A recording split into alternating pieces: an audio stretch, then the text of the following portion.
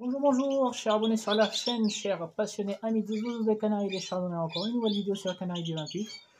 Et donc dans cette vidéo, c'est une petite astuce pour sonder, pour tester la préparation de vos canaris. Vous faites la maturité de vos canaris. Ça marche surtout pour les canaris, pas pour les chardonnays. Donc il s'agit de sélectionner vos mâles, voilà les mâles, que vous mettez dans des petites cages espagnoles comme celle-ci. Donc là, en l'occurrence, je fais un premier test sur les arlequins. Voilà, donc j'ai mis 4 mâles sur des cages espagnoles. Je les ai mis en face ou accrochés sur la volière des femelles. Donc derrière, ce sont les femelles. Voilà, et donc du coup, on va attendre. Les mâles, ils vont commencer à chanter s'ils sont prêts, parce que en temps normal, en fait, les mâles ils sont en dessous, donc ils ne voient pas les femelles. Ils les entendent, mais ils ne les voient pas. Donc là, ils les voient pour la première fois depuis des mois. Donc du coup, normalement, si les mâles ils sont prêts, ils vont commencer à chanter sans cesse. Et en même temps, ça vous donne une idée sur les femelles. Donc les femelles qui s'approchent vers les mâles, comme lui là, comme elle, pardon, la petite jaune là, elle par exemple, elle est intéressée. Voilà, donc pour l'instant, ils n'ont pas encore chanté. Ça vous donne une idée sur le degré de préparation de vos femelles, si elles sont prêtes ou presque ou pas du tout. Et aussi pour les mâles. Donc les mâles qui sont prêts, ils vont chanter avec les ailes vers le bas. On va pouvoir le voir si mes mâles ils sont prêts. Et les femelles qui sont intéressées, c'est que ce sont des femelles potentiellement prêtes aussi. Elles vont s'approcher vers les mâles ou elles vont même, des fois, elles vont poser sur le perchoir, la queue vers le haut. Donc voilà, donc je viens juste de les attraper les mâles, le temps qu'ils s'adaptent dans leur petite cage. Il faudra attendre peut-être 5-10 minutes. S'il n'y a rien, je vais peut-être les simuler avec un chant de canaries sur YouTube, encore une fois. Mais on va attendre, donc je vais arrêter de parler. Je vois déjà qu'il y a une femelle là-bas, enfin la jaune qui est derrière. Elle me semble très réceptive. Voilà, donc on va parler des arlequins. Donc là, en l'occurrence, je dois avoir 5 couples d'arlequins. Donc ce mâle-là, il chante super bien. Donc c'est un Fanset Tethys Chimel. Donc lui, il chante super bien.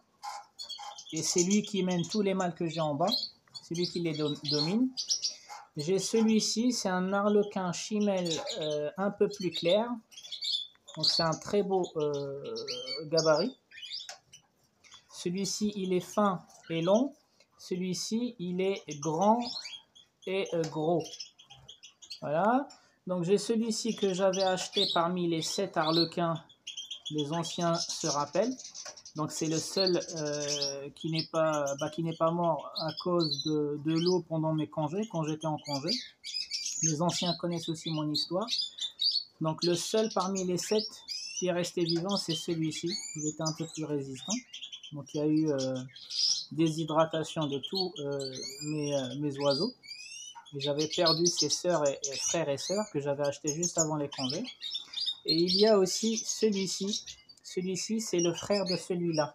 Juste que celui-là, il est clair et l'autre, il est foncé. Donc très gros gabarit. Ils sont énormes. Donc comparé aux autres là. Donc, voilà, vous les voyez l'un à côté de l'autre. Il y en a un qui est fin et grand et l'autre qui est gros et donc ça c'est l'intensif et l'autre c'est le chimel. C'est ce qui donne en fait au chimel un gros manteau plumaire. D'accord? Donc on attend. On attend s'il se passera quelque chose ou pas. Bon, vous voyez déjà une femelle là-bas, comment elle s'intéresse. Regardez. Ils vont se lancer les mâles, hein. Pour l'instant pas encore, mais voilà. Les 2 femelles que vous voyez là-bas, elles sont très intéressées par le mâle. Mais bon, les mâles ils vont pas chanter tout de suite. Pourquoi? Parce que je viens de les attraper déjà, les mettre dans des petites cages. Il leur faut un petit temps, 5-10 minutes avant qu'ils qu'il fasse attention aux femelles qui sont en face. Mais pour l'instant, il découvre la cage espagnole et il découvre qu'il y avait au-dessus d'eux la cage des femelles.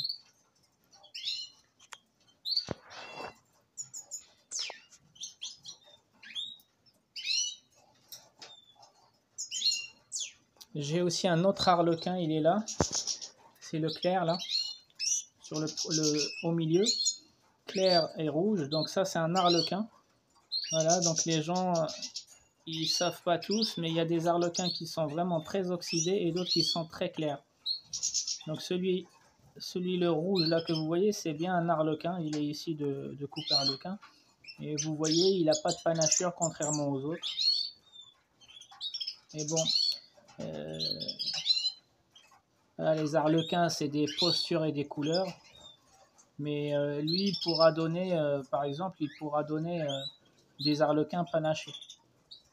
Voilà, il faut considérer ça comme étant, chez les chardonnerets, les panachés blancs. Donc les panachés blancs, ils ne vont pas donner que des blancs, ils vont donner aussi des normaux. Lui aussi, il pourra revenir sur des panachures un peu comme ça. Voilà, c'est juste par chance, il est vraiment dominant, blanc dominant, mais il pourra donner des jeunes comme ceux-là. Ceux-là ou ceux-là, ça dépend de la panachure. Donc les arlequins, ce sont bien des panachés, mais ils ont leurs critères aussi. Ce n'est pas des panachés aléatoires.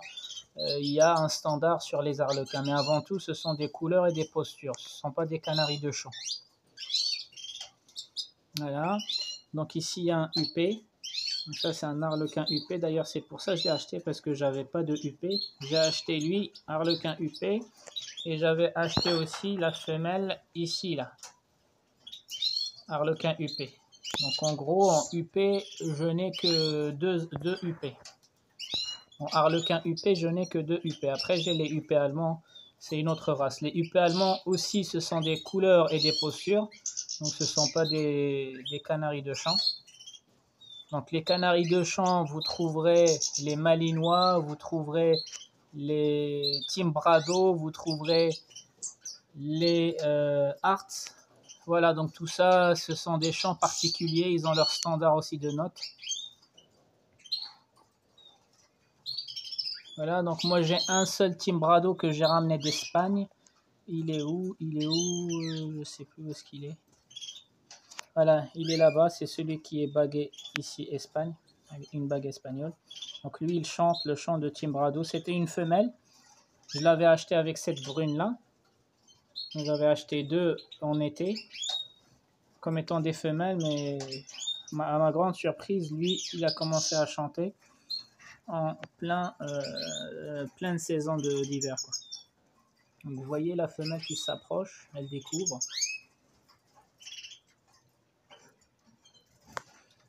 Voilà une autre femelle là-bas qui découvre le mâle.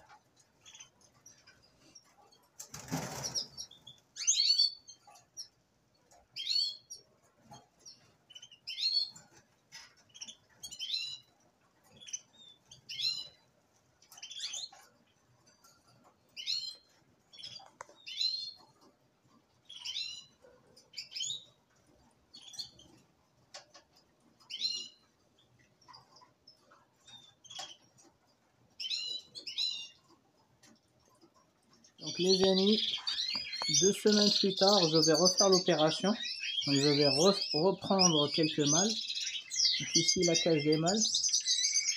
Donc je rappelle que jusqu'à maintenant, mes mâles n'ont ni mes mâles ni mes femelles. Je n'ai pas encore administré la moindre dose de Fertivite ou de la vitamine A. Donc ils sont en période de blanchiment.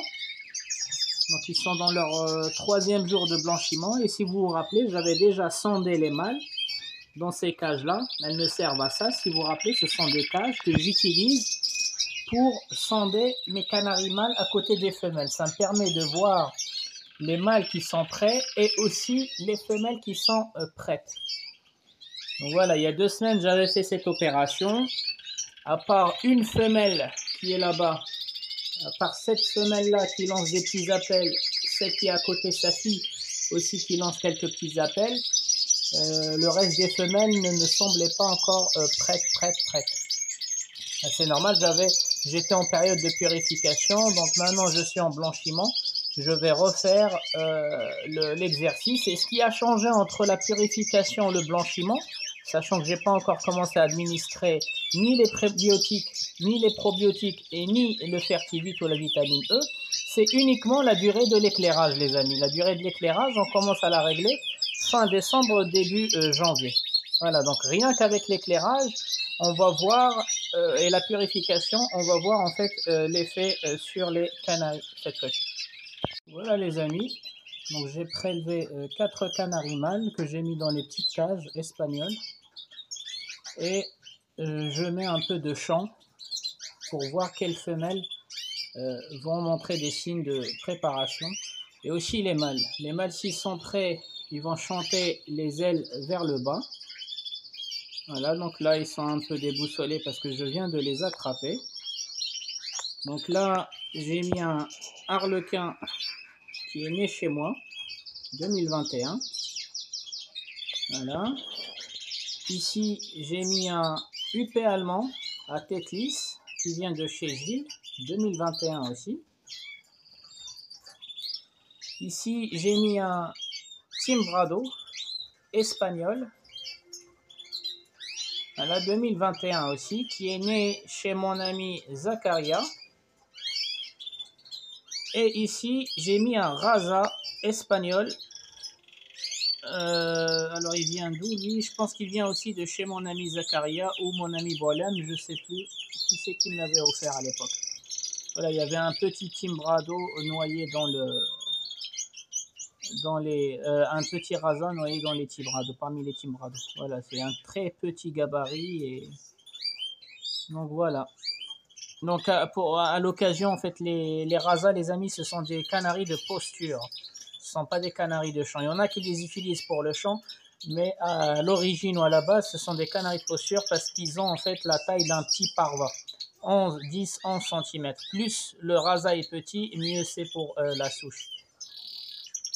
Voilà, donc maintenant je viens de les mettre. On va attendre un petit peu qu'ils s'habituent, qu'ils voient correctement les femelles parce que là ils ont encore le stress. Donc on voit déjà qu'il y a des femelles cinnamon qui s'approchent d'eux. Mais bon, tant qu'ils n'ont pas chanté, on ne peut pas dire qu'ils sont intéressés. Donc lui aussi, il a tiré une femelle, vous voyez, des femelles jaunes. Lui aussi, il a tiré une femelle. Là aussi, donc vous voyez que les femelles, elles sont quand même intéressées par les mâles. Mais tant que les mâles ne chantent pas encore, donc on va attendre qu'ils commencent à chanter 5-10 minutes. Et si ça ne marche pas, ah, il y a déjà une bagarre. Vous voyez qu'il y avait déjà une bagarre entre les femelles. Donc si ça ne marche pas, je refais encore l'opération d'ici 2 semaines. Et cette fois-ci, le paramètre que j'aurai modifié, c'est la vitamine E. Parce que entre la dernière fois et aujourd'hui, c'est uniquement l'éclairage. Donc on voit un harlequin en bas qui chantait. Vous voyez, donc ça, c'est un harlequin que j'avais déjà, 2021. Il me reste encore des harlequins là-bas, qui sont nés chez moi. Dont celui à qui on avait enlevé le kyste folliculaire, les amis, si vous vous rappelez. Voilà. Donc maintenant, on va patienter.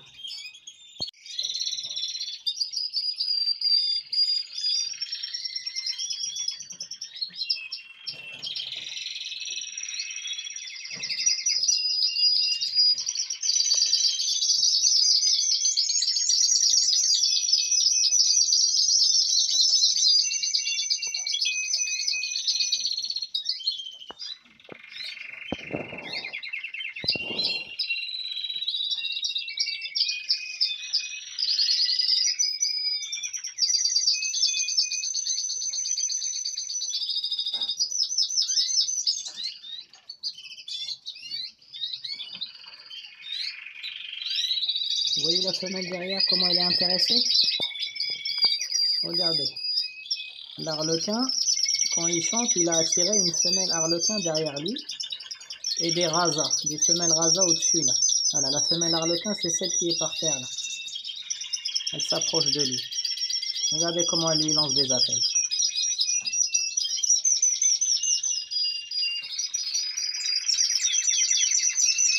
Regardez toutes les femelles qui s'approchent de lui, regardez.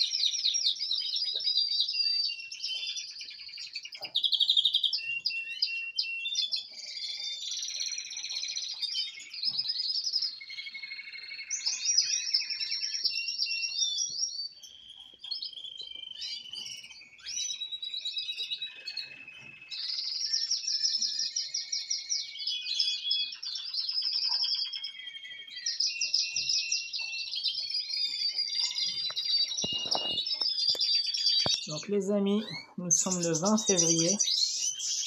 Donc après 2 semaines de programme de la finition, je refais le test entre les canaris mâles et femelles, pardon.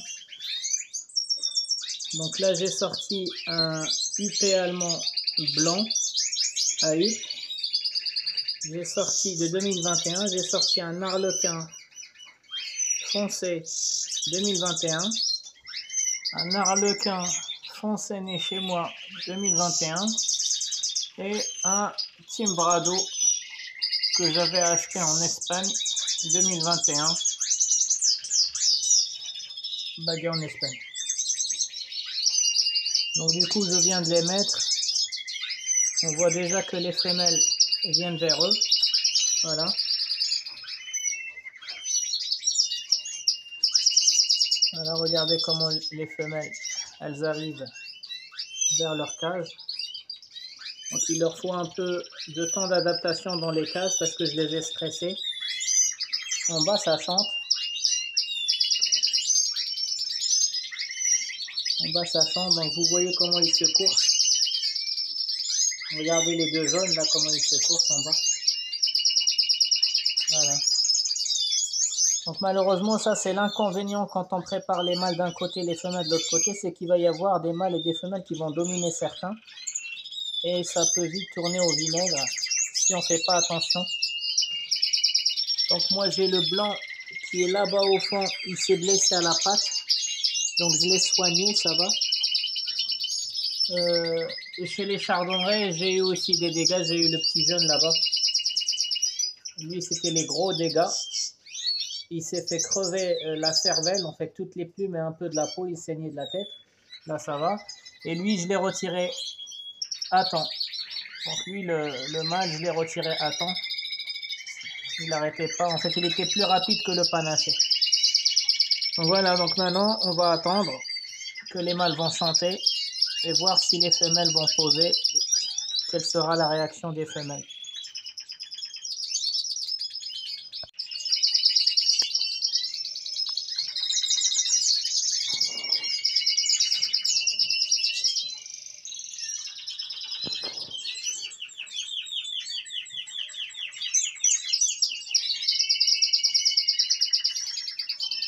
Regardez comme il a chanté, toutes les femelles sont parties vers son côté. C'est tout à fait normal.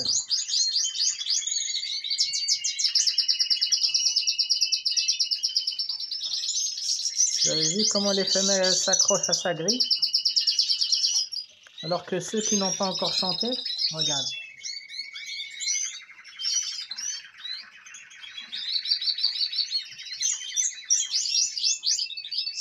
Alors ceux-là, ils n'ont pas encore chanté, ils n'ont pas de femelle sur la grille. Voilà, un peu, c'est en bas, c'est vraiment le...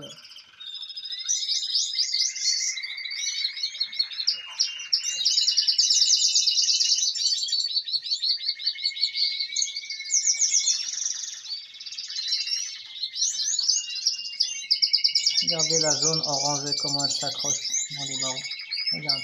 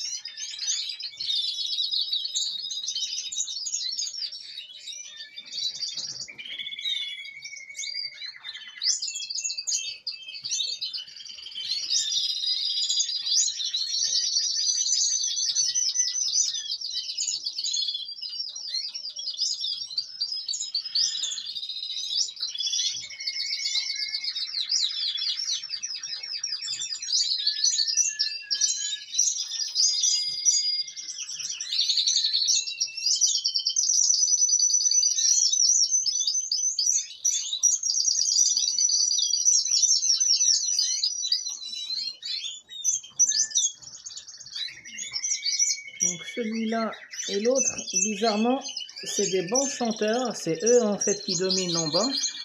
Mais là, je sais pas. Il leur faut un peu plus de temps.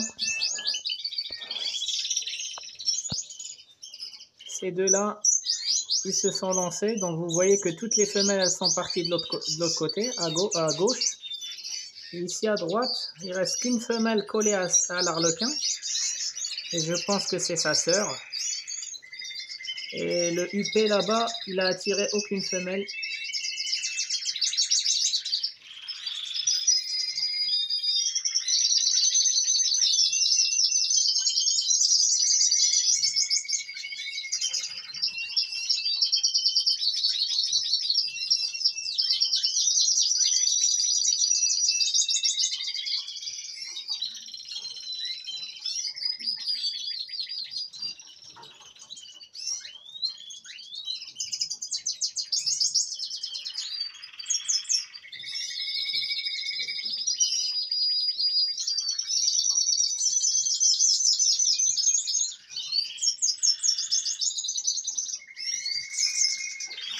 Bon, pour moi, c'est pas encore le top.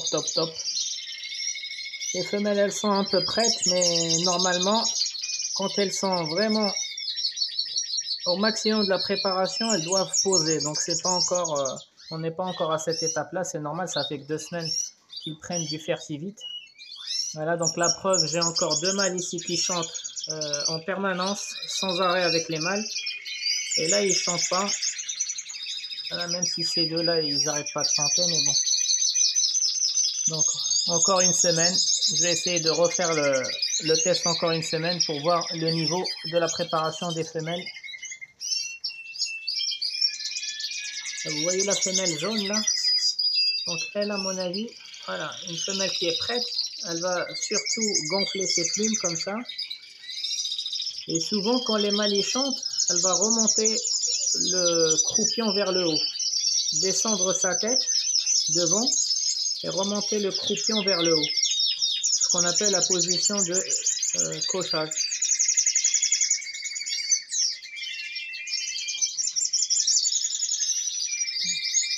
Bon, c'est pas encore... on n'en est pas encore là.